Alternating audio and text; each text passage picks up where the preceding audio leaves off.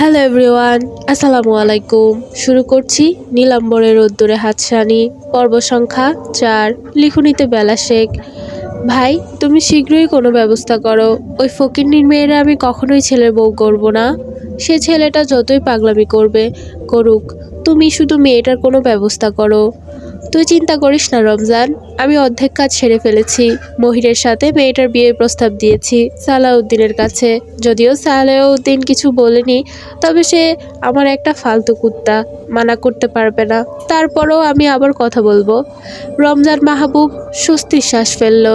2 মেয়ে আর একটা সোনার টুকরো ছেলে তার। বড় মেয়েকে বিয়ে দিয়েছেন, আরেকটা অষ্টম শ্রেণীতে অধ্যয়নরত অবস্থায়। মাধ্যমিকের পাঠ চুকলেই তাকেও পাত্রস্থ করবেন বলে সিদ্ধান্ত নিয়েও ফেলেছেন। তবে ছেলেকে নিয়ে তার বড্ড আশা। শতক পাশ করে বাড়ি ফিরল, মাস্টার্স কোর্সের ভর্তির জন্য অপেক্ষায়। কিন্তু হঠাৎ ছেলের মতিভ্রমে তিনি বেজায় রুষ্ট। শেষমেশ কিনা ফকিন্নির ঝি, তিনি এটা কখনোই হতে দিবেন না। ভাবতে ভাবতে রমজান মিয়া দাঁত কপাটি পিছলে করে। তৎপতেই উপস্থিত হন বাড়ির বড় গিন্নি, চেয়ারম্যান নোমান মাহবুবের সহধর্মিণী রেবেকা বানু। আট পরে কাতান শাড়িতে মুচকি হেসে এগিয়ে আসে। সোফায় বসে আঁচলের চাবি গোছা বাঁধতে বাঁধতে বলেন, রমজান ভাই, রসানটা এমন কেন হইল? বাপ চাচা মান্য করে না, বংশ গরিমা ধুলোয় মিশিয়ে দিতে উঠে পড়ে লেগেছে দেখছি। একটু শাসন করিয়েন, হাতছাড়া না হয়ে যায়। সঙ্গদোষ কিন্তু লোহাটাও ভেসে বেড়ায়। কথাগুলো যেন রমজান মিয়ার ভেতরে ক্ষোভটা বাড়িয়ে দিল। ছেলে যে ফকিন্নির বাচ্চার সাথে ঘুরে বেড়ায়, গলায় গলায় ভাব যাকে বলে, ওই নিশ্চয়ই ছেলেটা কানে কুমন্ত্র জপে বোনকে ঘাড়ে তুলে দিতে চাইছে। কিন্তু তিনি তা হতে দেবেন না।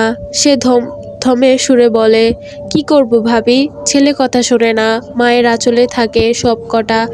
আপনি একটু বুঝিয়ে বলবেন, আপনাকে মান্য করে ঢের। তা তো অবশ্যই, তবে আমি অবাক হই, খান বংশের ছেলে হয়ে ওই জোলাবাড়ি ঘুরঘুর করে।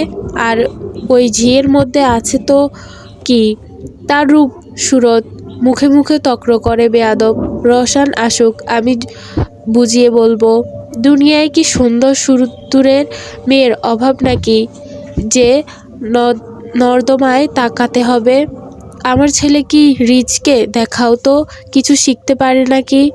সব সময় তার পছন্দ প্রথম শ্রেণীরা, নিচের দিকে তাকাবেই না।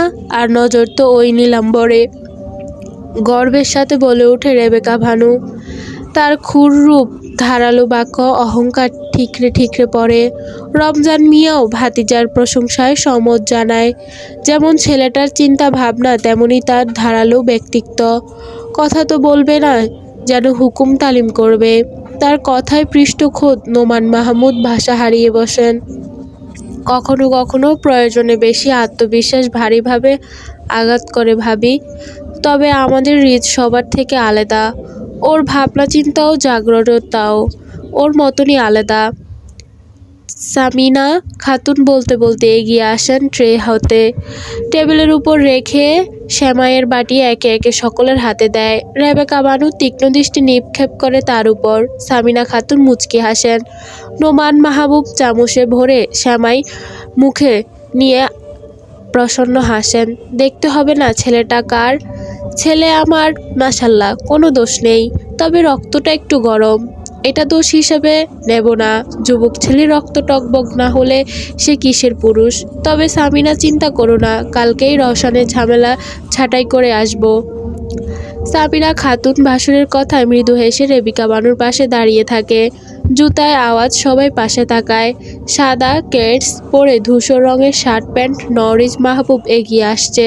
মুখায়ব বরংবারের মতোই গম্ভীর। জোড়া মোটা ভ্রু যুগল সর্বদাই কুঁচকে থাকে। সে এসে বাবার পাশে বসে জিজ্ঞেস করে, কিসের ঝামেলা ছাঁটাই করার কথা চলছে আব্বা? কোনো সমস্যা হয়েছে নাকি? আমাকে জানান নিত। নোমান মাহবুব প্রসন্ন হাসেন।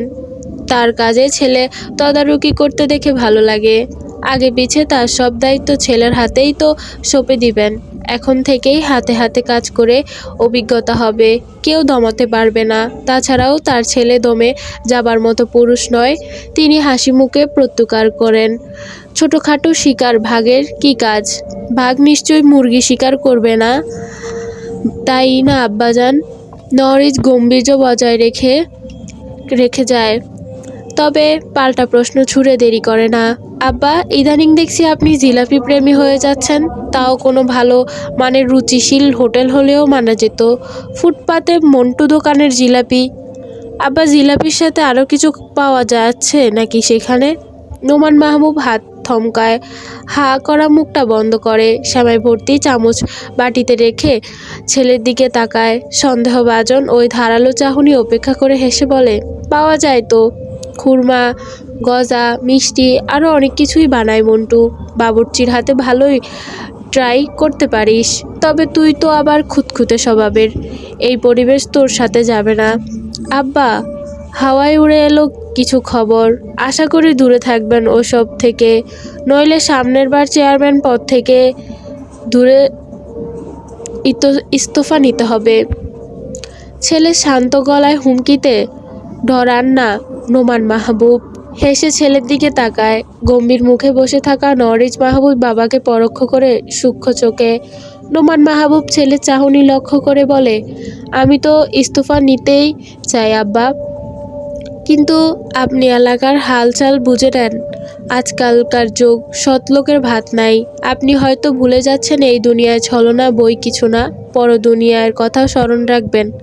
বলেই নরিচ অপেক্ষা করে না, সোফা ছেড়ে বসার ঘর থেকে বেরিয়ে যেতে উদ্যত হয়। রেবেকা বানু পিছু থেকে শ্যামাই মুখে দিতে বলেন। নরিচ শ্যামাইয়ের দিকে তাকিয়ে কুঁচকে যাওয়া ব্রু আরেকটু কুঁচকে নেয়। না জানি কত সময় শ্যামাই ঢাকনা ছাড়া ওখানে পড়েছিল, খাওয়ার প্রশ্নই আসে না। সে গম্ভীর মুখে পা বাড়াবে। নোমান মাহবুব শুধালো, কোথায় যাচ্ছেন? কাল মেম্বার এসেছিল একটা দরকারে, কথায় কথায় বলল আপনি নাকি মেম্বারের ছেলে চর মেরেছিলেন। কোনো দুর্ব্যবহার করেছিল কি? এক নম্বরে ক্যারেক্টারলেস জানোয়ারটা। মেম্বার ছেলে তাই দপাট দেখিয়ে বেড়ায়। স্কুলের পেছনের দোকানে বসে অনগল সিগারেট টানে, সাথে বাচ্চা বড় সব মেয়েদের উত্ত্যক্ত করে বেড়ায়। আরও অনেক রিপোর্ট আছে। বেয়াদব আরেকবার সামনে পড়লে গরম পানিতে চুবিয়ে মারবো। নরিচ গমগমে ভারী গলা। নোমান মাহবুব মাথা দুলিয়ে ছেলের কথায় পৃষ্ঠ জবাবে বলেন, ওহ, আমি মেম্বারের সাথে এই ব্যাপারে কথা বলবো।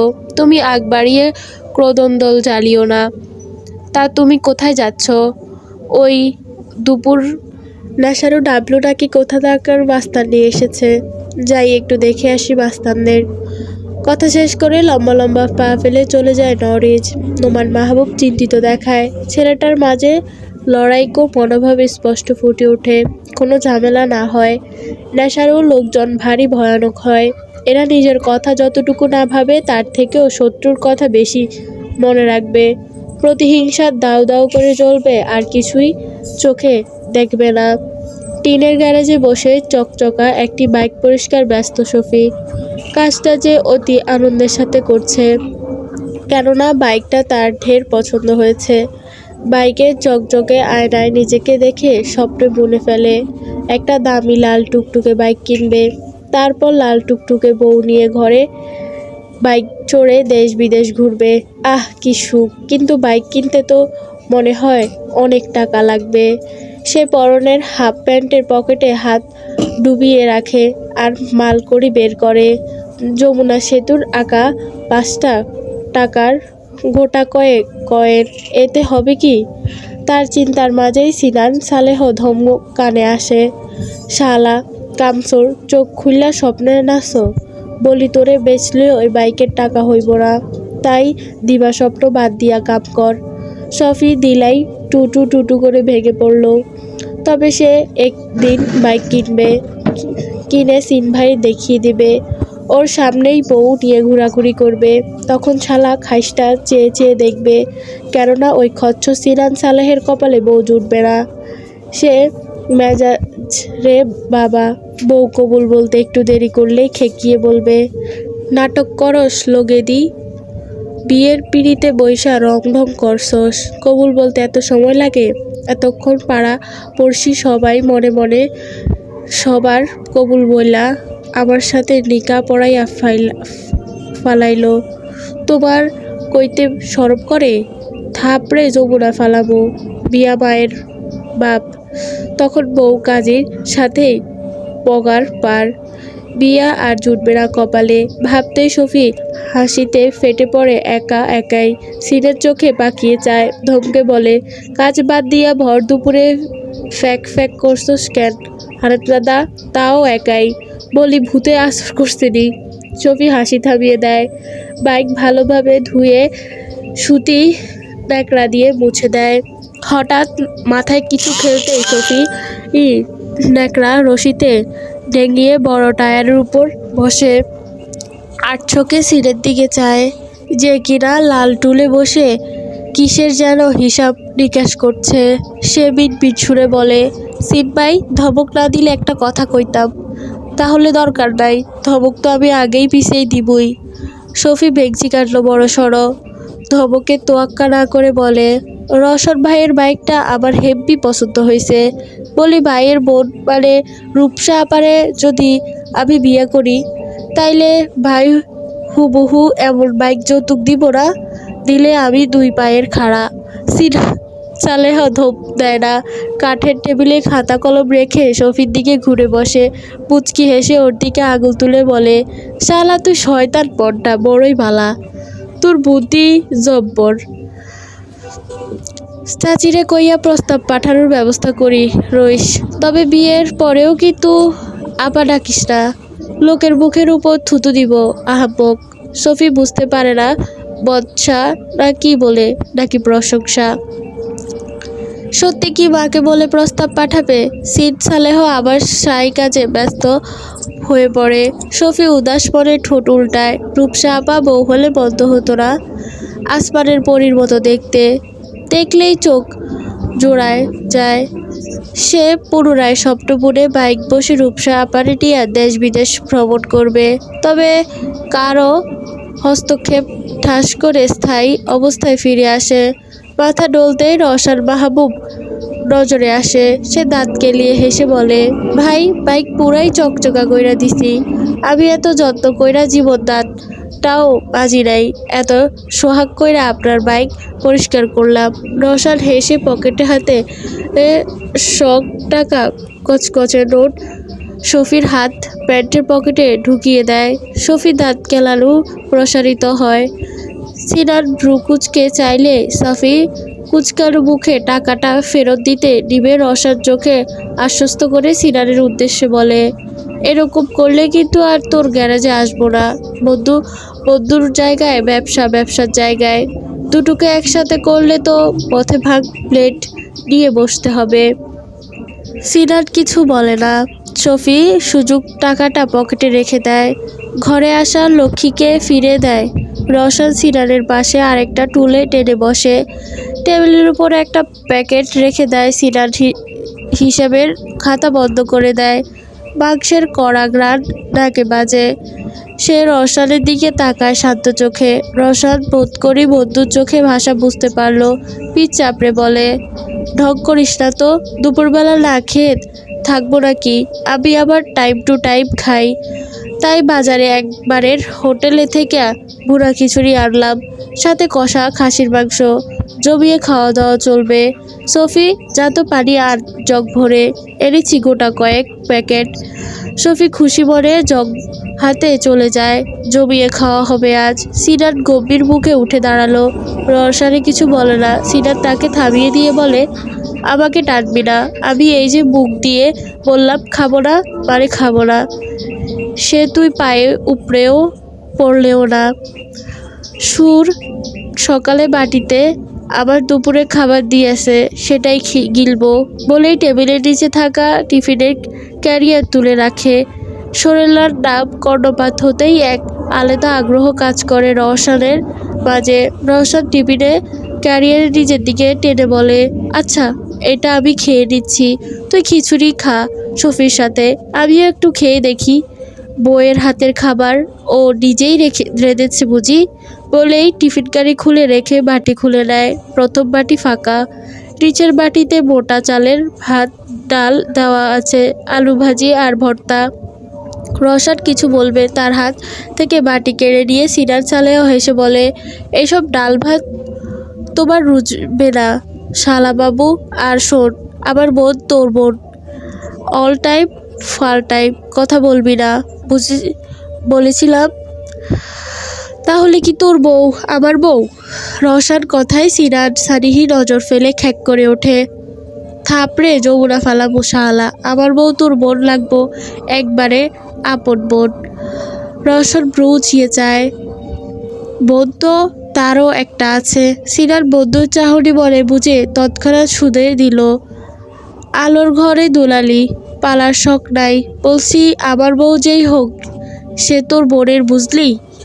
আর আমার পুতুল বোনটাও তোর ধর্মের বোন, কুনজর দিবি না খবরদার।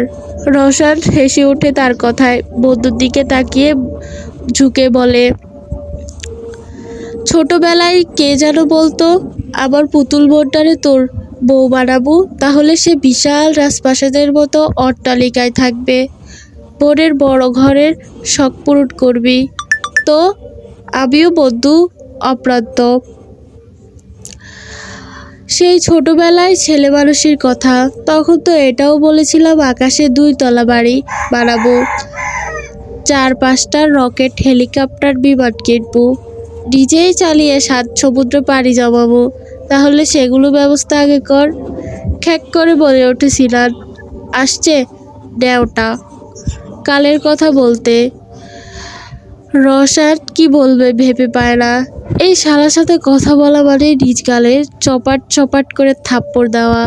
সে গলা খাকারে দিয়ে বিজ্ঞাদের মতো বলে ওঠে, বন্ধুর শখ ইচ্ছে আল্লাহর হাতে দিলাম, তবে বন্ধুর বোনটারে আমিই পূরণ করব। সুরেলা আবার হবে কিনা সেটা তো ভবিষ্যৎ বলবে সিনাত সালেহ। সিনাত চুপ থাকবে শ্রেয় মনে করলো। রসান আপন মনে কথা বলতে বলতে প্যাকেটগুলো বের করে সফি জগ পুরো করে আনলে 3 জনে হাত ধুয়ে নেয়। সিনাত নিজ বাটিতে হাত দিয়ে গপাগপ মুখে পুরে। রসান ছোট্ট করে শ্বাস ফেলে, এই ছেলে একবারেই একরোখা জেদি, কারো কথাই শুনবে না। সেও সফি পকেট দিয়ে খাওয়া শুরু করে। রসান সিনারের খালি বাটিতে খাসির মাংস ঢেলে দেয়, একবারে কষা কষা মাংস, শুধু ঝোলটা টললেই।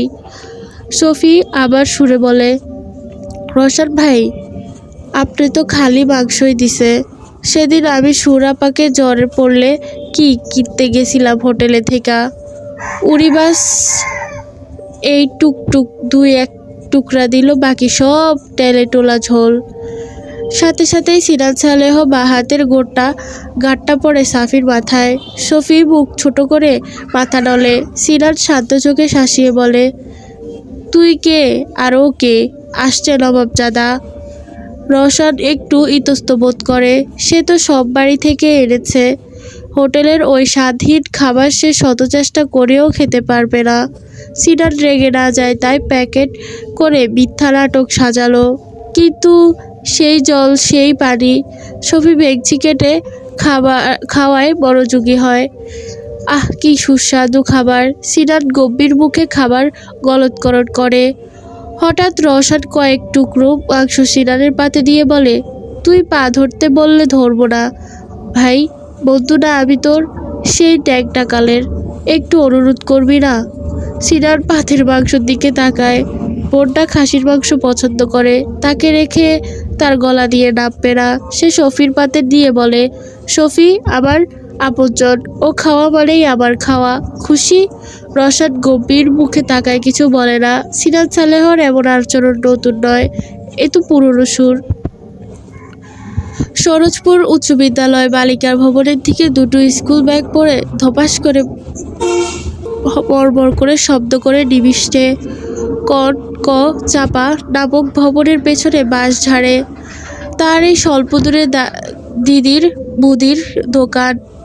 দোলনা থেকে 2টো স্কুল ব্যাগ নিথর হয়ে পড়ে আছে, ভাবন্ত দেখা যায় না, যেন একটা নিত্য মাফিক ঘটনা। সুরেলা ও মারিয়া একে অপরের বাহু আছড়ে বিজয়ী হেসে শ্রেণীকক্ষ থেকে বেরিয়ে আসে, দোতলা পেরিয়ে নিচে নামে। পেছন দিক কার গেট কাছের দিকে একটা স্যার চশমা পরে দিকে তাকিয়ে আছে অদ্ভুত ভঙ্গিতে। সরলা ভদ্র সুযোগ হেসে সালাম দিয়ে ভালো মন্দ জিজ্ঞেস করে।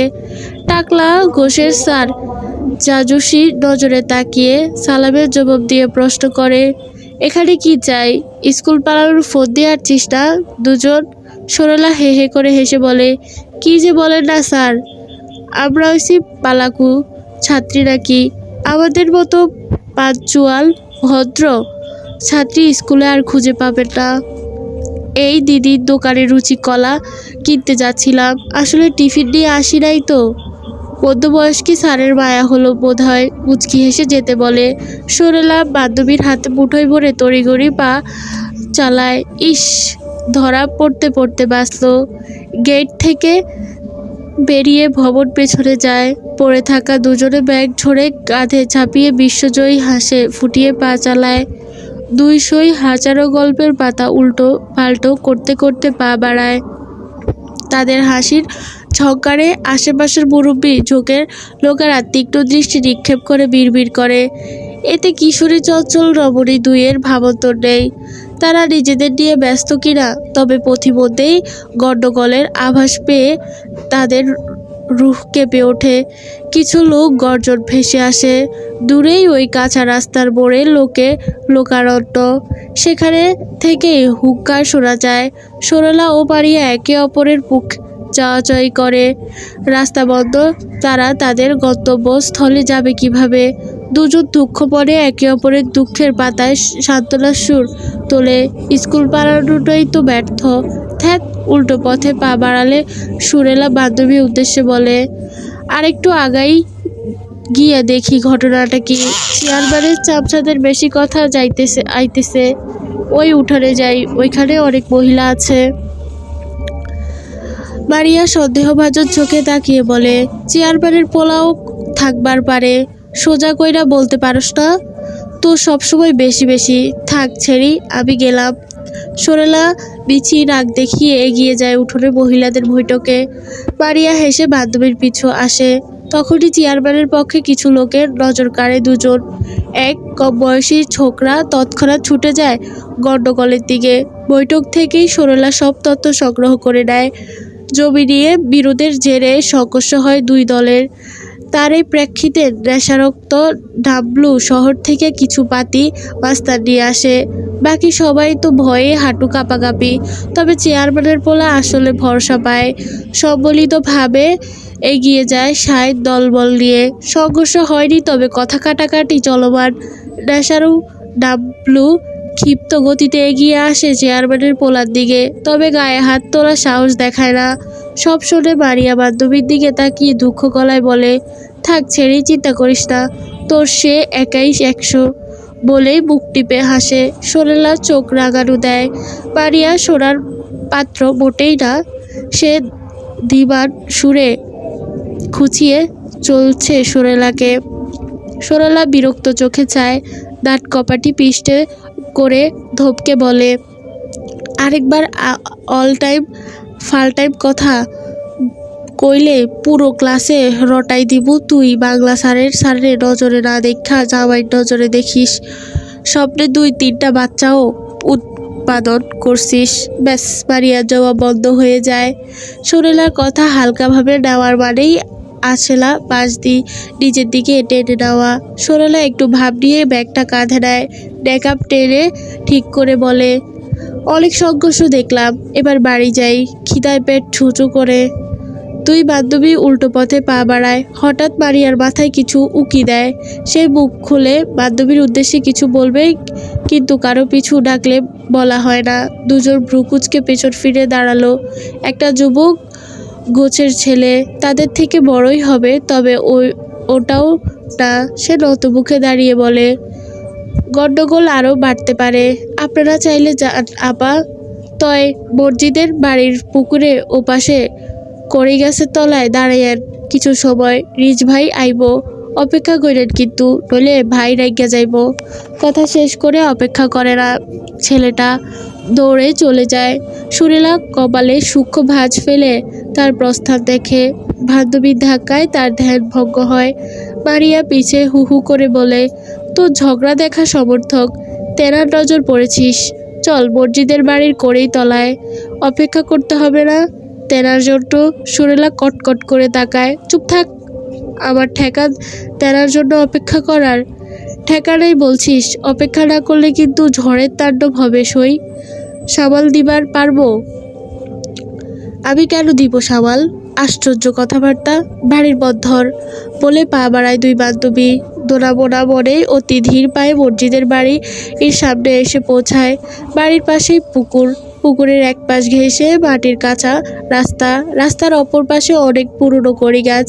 মসজিদ কবিরাজ সেই কড়ির গোড়ায় সার বেঁধে বসার ব্যবস্থা করেছে। জায়গাটা পুরুষের আড্ডা 24 ঘন্টা, তবে গন্ডগোল বাধায় এখন ফাঁকাই আছে। যানজটবিহীন কাঁচা রাস্তায় মাঝখান দিয়ে হেঁটে চলছে দুই বান্ধবী। সরলা অনবরত ঘামন্ত হাত কচলাতে থাকে। চিন্তা অস্থির হয়ে উঠেছে। মারিয়া অবশ্য বেশ উপভোগ করছে ব্যাপারটা। বান্ধবীর বুক ফেটে, তবে বুক ফাটে না ব্যাপার স্যাপার। এখন তো তাচ্ছিল্যের সাথে বলে দিল অপেক্ষা করতে বয়েই গেছে। এখন সেই মহারানী ছুতো খুঁজছে নানান রকমে। এই যে অতি ধীরে গতিতে পা চালাচ্ছে, আগাগোড়া বিহীন গল্প টেনে সময় পার করছে। মারিয়া মৃদু হেসে বলে, পায়ে পেন্টি দিছোস? জোরে হাঁটন গিন্নি বউ। সুরেলা বান্ধবীর হাত খপ করে টেনে ধরে বিটবিট গলায় বলে, একটু অপেক্ষা করি, কি বলিস? যতই হোক চেয়ারম্যানের পোলা বলে কথা, ভবিষ্যতে চেয়ারম্যান, যদি কখনো বয়স্ক ভাতার জন্য যেতে হয়। মারিয়া তীক্ষ্ণ নজরে তাকায়, দুষ্টুমি গলায় বলে, বয়স্ক ভাতা দিয়ে কি করবি? তাগড়া পুরুষ মানুষ পোষায় না। ছি, আমি বয়স্ক ভাতা? ওই যে বয়স বেড়ে গেলে সরকার থেকে টাকা দেয় না, সেটার কথা বলছিস? তোর নষ্ট মন, তাই না? সুরেলা রেগে যায়। মারিয়া হেসে ওঠে খিলখিলে। সুরেলা অনুনয় বিনয় করে তাকে আটকে রাখে। শান বাঁধানো কড়ি গাছের নিচে বসে দুজন। তাদের অপেক্ষায় প্রহর পোড়ায় না। আধ ঘন্টার বেশি হবে দুই বান্ধবী বসে আছে, অথচ কাঙ্ক্ষিত ব্যক্তির খবর নাই।